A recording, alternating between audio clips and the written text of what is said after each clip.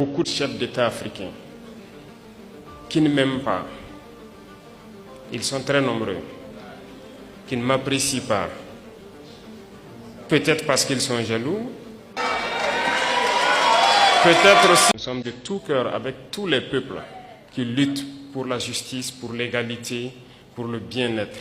Et nous sommes amis à tous les peuples qui nous respectent et qui respectent notre souveraineté et notre dignité. Et merci à vous d'accompagner donc ce combat que nous menons. Il est très difficile de mener ce type de combat.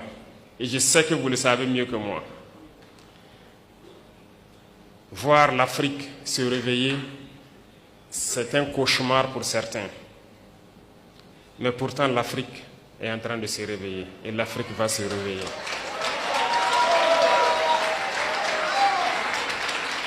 Nous n'allons pas être complices. Burkina Faso, le capitaine Ibrahim Traoré appelle les afrodescendants à s'unir pour la dignité africaine.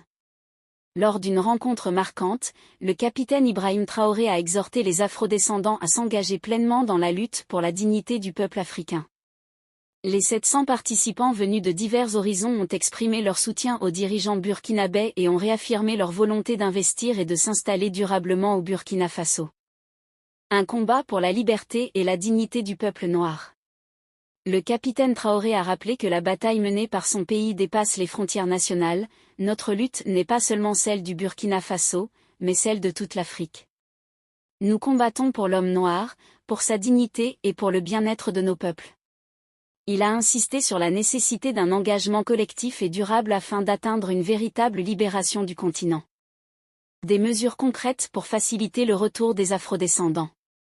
Afin d'encourager leur installation, le président Traoré a annoncé la suppression des conditions financières liées à l'obtention de la carte de résident permanent pour les afrodescendants.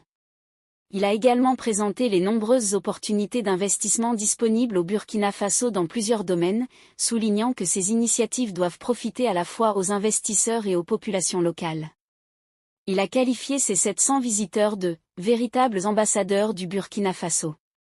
Hommage à la diaspora africaine. S'exprimant au nom des afrodescendants venus des États-Unis, d'Europe et des Caraïbes, le Dr Arikana Chiombo-Rikao a salué la vision et le courage du capitaine Traoré.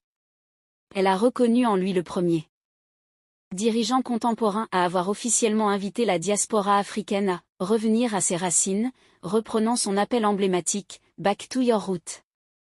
En conclusion, le président Traoré a renouvelé son appel à tous les afrodescendants et à tous les peuples épris de paix et de liberté à rejoindre le combat contre l'impérialisme et toutes ses formes d'oppression.